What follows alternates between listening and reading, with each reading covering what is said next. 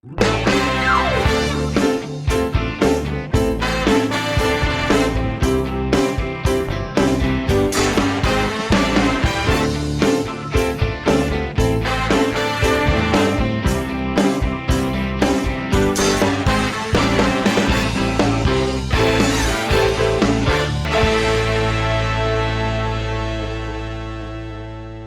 hello and welcome to the Lewis Nichols Show, and I'm really excited to have my first guest of 2021 after a really tough year.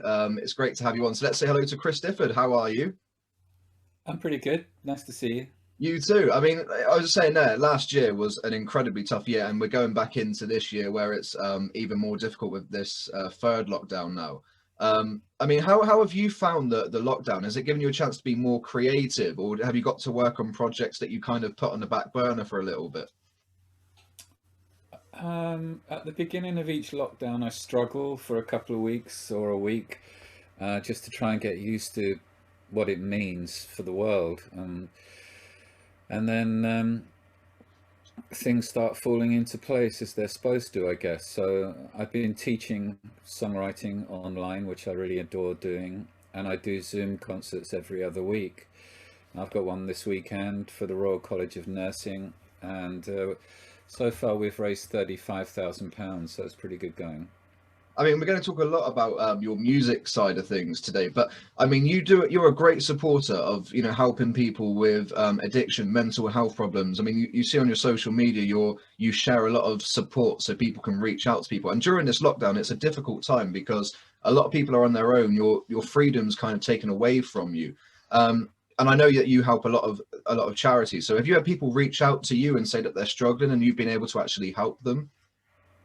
Not directly particularly, but when I'm working with songwriters online, they're obviously locked down like I am, so it gives us all an opportunity to get to know each other and try something different. And I am starting a thing called a social club where people can drop in twice a week and just talk about what's going on and just to reconnect with people.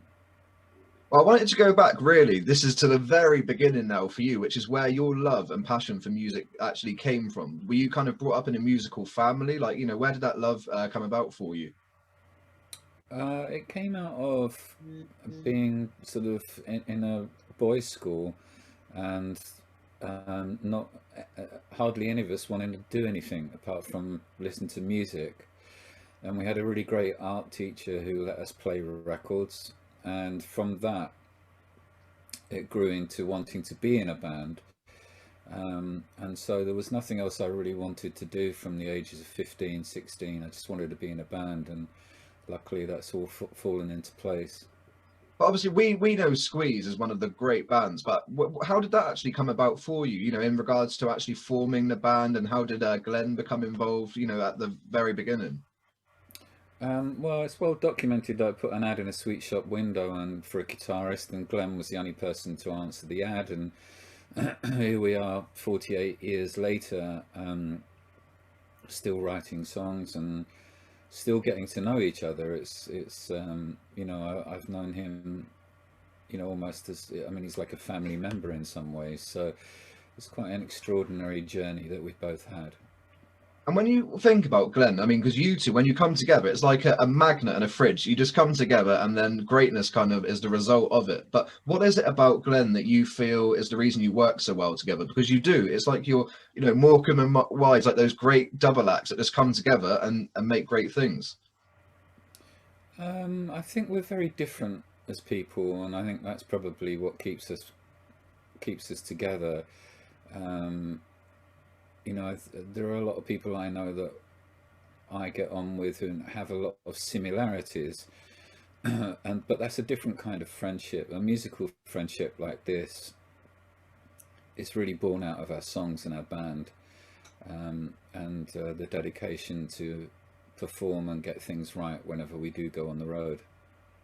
And I wanted to go back to, obviously, before the chart success that you guys had with Squeeze, you were working in the local clubs years prior to that. So I wanted to ask you, for you, when did you kind of think and sit back and realize that your big break was coming? Was there a moment where you thought, yeah, we're doing this now? Was there something that stands out as the break for you? Um, I don't know. I think maybe playing places like the Marquee Club in London, that felt like a very cocky thing to be doing for a young band. When we did our first support tour, that was exciting. So, even now I find that we're still learning. Things are still happening for us, even at our age, and I think we're very lucky. I mean, I'm 27 years old, and it's an example that music definitely lives on. Because one of my favorite tracks is "Call for Cats." I just absolutely love it, and I wanted to ask you that obviously catapulted you into mainstream success, especially in regards to chart position. Did you ever anticipate that the song would get the reaction that it did and have the success that came with it? I had no idea, and I'm very pleased that I didn't have an idea because it came as a nice surprise. Um, a lot of things that have happened with our success in our career down the years has been not really by making it happen, by letting it happen. I think success comes to you when you least expect it. And obviously for you, I mean, because you wrote the track, that's kind of your baby essentially. So, what was the inspiration behind the track? What did you look to? What was it about? Because it's such a catchy song, but I don't know what it was. What was it Yeah. about? Well, Glenn obviously wrote the music, and he didn't have a tune or a lyric for it. He just had this rhythm track. It did have a different sort of idea floated for it, but it didn't get off the ground. So I came up with the lyric one afternoon, and everybody seemed to like it, and it just fell into place. And the rest is history in regards to that. One thing I wanted to kind of mention to you is you get a lot of people that have maybe had one or two songs, and people say, "Oh, I love the track that they had." But when people talk about you, they talk about you in a completely different way. People call you a pioneer of the industry. You are deemed a poet of music. So for someone like you that's so passionate about music, you love what you do, to have so many people in that industry credit you the way that they do, that must be an amazing feeling.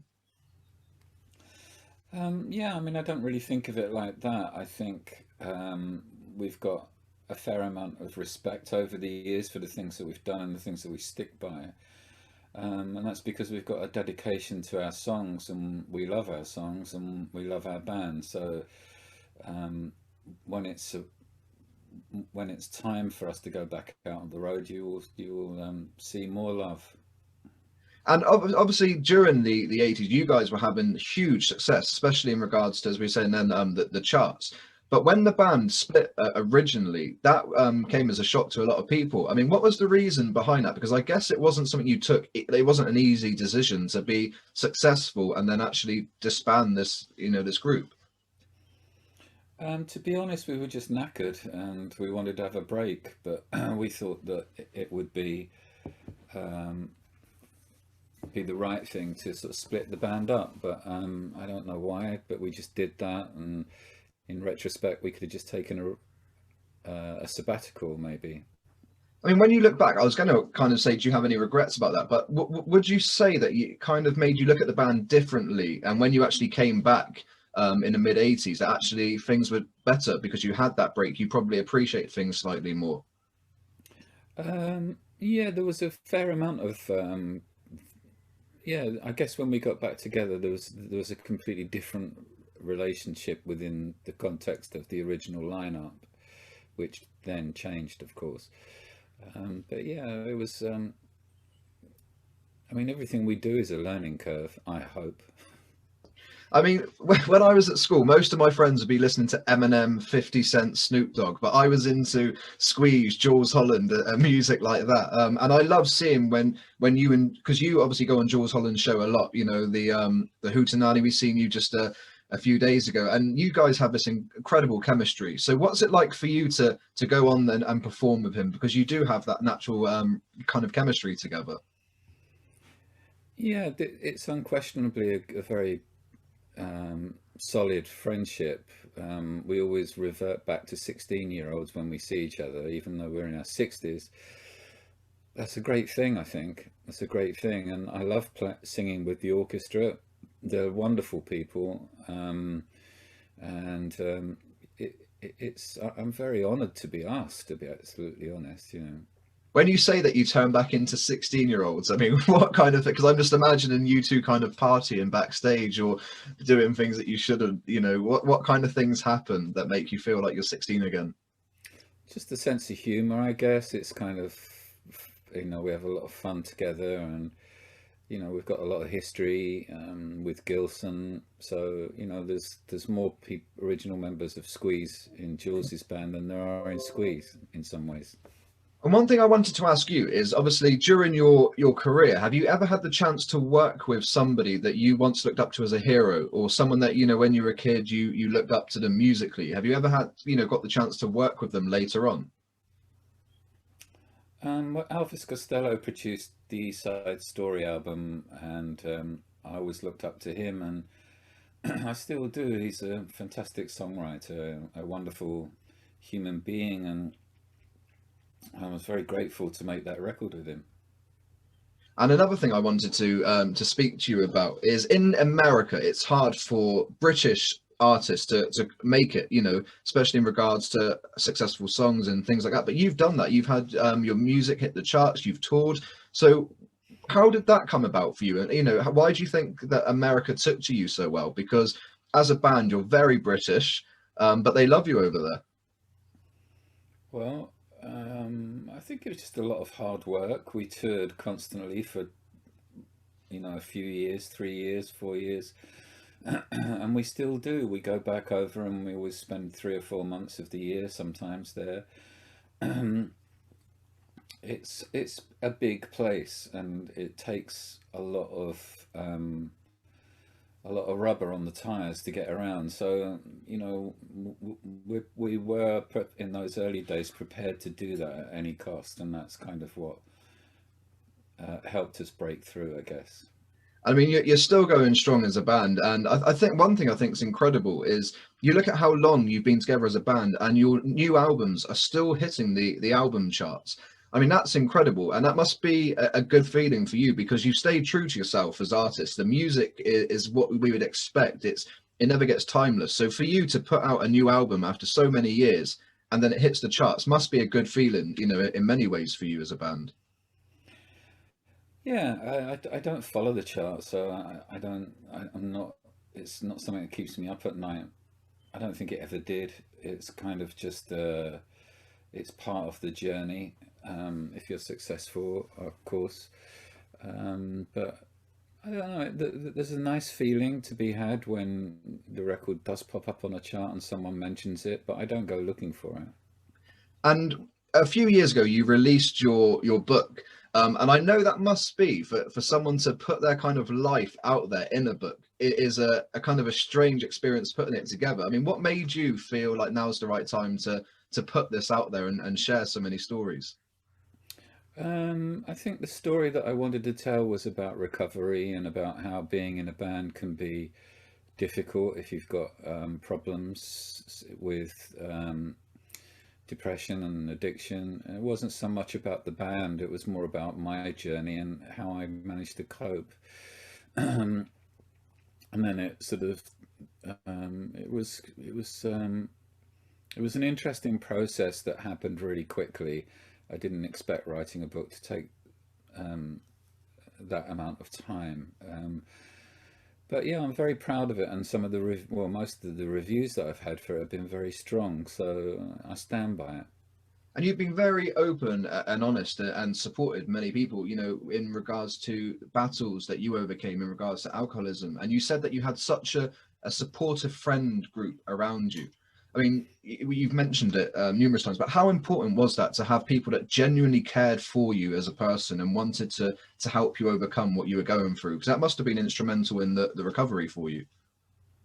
It's the lesson that you learn, because for me, what I learned was that you only really have a short amount of time to learn how to be a sober person, but you have to contain it within a day, and to have good friends around you is a gift. And so with that gift, you never own it. You have to keep giving it back, and that's what I try and do. And is it ever hard to talk about it? Because I've watched various videos where you've been so open and honest, and I mean, I would struggle to sit there and be so open and honest. What was that like for you initially? Because you're sharing such a private part of your life and one of your biggest kind of demons, and you're putting it there for the public, albeit to help other people. Well, that's it. I'm really just saying, well, this is my life. If your life's like this, then maybe you could take a leaf out of my book and do something similar. I'm not trying to be egotistical or try and sell my wares. I'm just trying to be who I am, and then by being who I am, hopefully, will inspire other people to make changes and do what they need to do. I think it's incredible. I really do. I've seen, various stuff, and I've seen the comments that you get on those videos where it's actually helped other people. And that must be, I know you didn't set out to seek that, but it must be rewarding to know Mm. that your story is actually helping other people, and they kind of see a way out, which is, I think, incredible. But I do want to ask you, what's next for you now? What projects you've got coming up? Because I know that you're always working on different things. So, what can we expect? Well, at the moment, I guess I'm just trying to get used to being in this shed for the next God knows how many months. I don't know whether touring will come back anytime soon. So it's really for me to be creative, and that creative spark is a bit dull at the moment because of what's going on, but I'm sure it will come back. So I sit here in hope, and I'm I'm doing lots of work with help musicians. Um, I run a workshop every week for songwriters who are looking to open up and do different things. And then I'm doing Zoom concerts every other week to raise money. And I've got the social club, which is just like a drop in for people who just want to share their experiences, really. And we've had various guests on the show in recent weeks, and they've spoke about Zoom concerts and said that they're not a fan of them in the sense of not being able to be there with fans. But I mean, for you, someone who's like a lyrical genius, it must be people just connect to you as a person and your lyrics. So I guess for it's a kind of an escape for a lot of your fans just to actually get to see you perform live in front of them, albeit on virtual. I know what they mean. You know, Zoom concerts. I'm I'm not a big fan of myself, but what I try and do is create a community where people can come and we can gather and talk. And it's what else were you going to do on a Saturday night? There's TV's getting thin on the ground. I mean, it's there. It's an open door. It's a social club. It's for people to come and go if they want to. Um, Sometimes we have 300 people, sometimes we have 60. It doesn't really matter to me as long as this, as long as the message is there and people understand what it's about. Just so many times today, I've looked at your shed and I'm pointing out things that I want to go onto eBay and just order. I mean, you've got an open and close sign on the door that I love. You've got the on air, you've got the applause sign on the left. It's just, that's like my idea of the perfect room. And I think I'm going to try and mimic it as close as possible. Good, excellent. Now, Thank you it very might have much. been a mistake to do this, but I asked some of your fans, to get in touch with some questions that they might have for you. And some of them are brilliant, some of them are completely random. But Evan Williams has asked, which I didn't think it was a question you'd ever be asked. I didn't think I'd ask you this, but I'd like to know the answer. They said, "Who is your favorite Spice Girl?" Jesus Christ. I I don't think I have one. thought that would be the answer.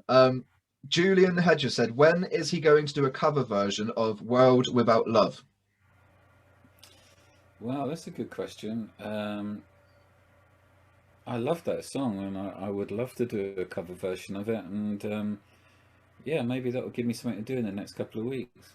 And then we've got Grant Buckley said, "Can you please ask him who his favourite songwriter is, non-Squeeze?" Well, there's so many. Joni Mitchell, James Taylor, Chris Wood. I love Chris Wood. He's a fantastic writer. Fiona Bevan. There's so many. And then we've got Martin Ellis says, please can you ask if there's any chance of a mass squeeze-a-thon, bringing some previous members back for a one-night concert, you know, bringing back some of the previous band members. Do you think that would ever happen? I think a concert would be good, let alone bringing anybody back at the moment. But yeah, I mean, it's possible. And then we've got John Oman just says simply he wants to say thank you, he loves you, and God bless you. You know, thank you for the music from John. Thank you, John. And then we have Steve. He said, since I find Chris's lyrics to be so literate and consistently good, I'd like to know what books are by his bedside table these days. So, wow, I don't have any time to read. I mean, we've got tons of time. Obviously, that's the wrong thing to say. I'm not a very good reader, to be honest. I kind of zone out after like a chapter, so I don't really read very much, I'm afraid to say. I'm the same. I'm very much, if there's a book that's good, I'll have to watch it on TV because I just can't actually digest the words that I'm reading. But then we've got Gregory. Gregory Testament says, what is the meaning of the lyric to the song Talk to Him?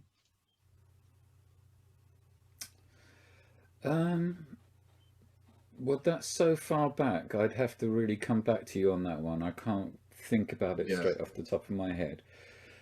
Then we've got Paul says, what's his favorite guitar to play or has played? What's the black violin style one he currently uses, and has he been using it since the 80s? That's made by a guy called Danny Farrington in Nashville. He now lives in Los Angeles, and that's one of my favorite guitar to play. And then I have an Atkins, which you can see behind me, and that's a beautiful guitar as well. I think you'll love this one. This is from Lee Kennedy, and he said, just a thumbs up for the book, My Life in and Out of Squeeze. It's brilliant. He couldn't put it down, and he wishes you all the best for this year. So that's a lovely one. And then we've got Dan Walton said, what were the earliest songs he wrote, and would he perform any of them now if given the opportunity? I have been doing songs from pre-Squeeze on my Zoom concerts, so if you tune in, you might be lucky and hear one. Dave Baskin said, when will there be new Squeeze music? That I have no idea. At the moment, there's no discussion about writing new material. I think we just need to get back to being Squeeze on the road. I don't think we need to record for the time being. And then Andrew Thompson says, which song has taken the longest to complete? Any lyrics taken years to finally finish off? No, really, lyrics don't really take that long for me. I quite enjoy writing them, and they come very quickly. So I don't dwell upon them. And David Clifford got in touch, and he said, which one of your solo albums are you most proud of, and which solo tracks strike a personal chord with you and mean the most to you? I Didn't Get Where I Am is my favourite solo album, and Trafalgar Square is one of my favourite songs, especially in this strange time. Dave Norcott said, is I Saw the Light still one of your favourite songs? It is. David again said, would you consider recording a cover of Cliff Richard's In the Country?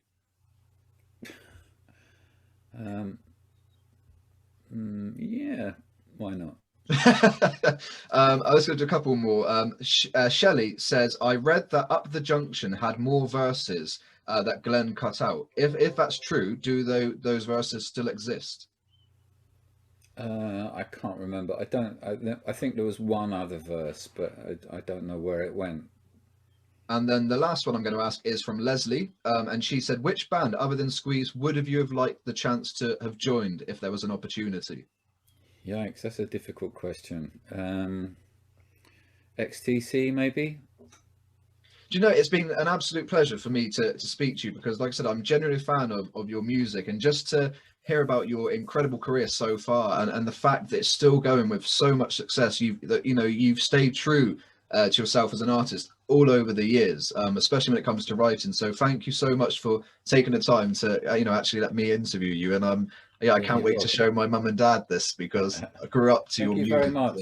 Have a great day. Thank you.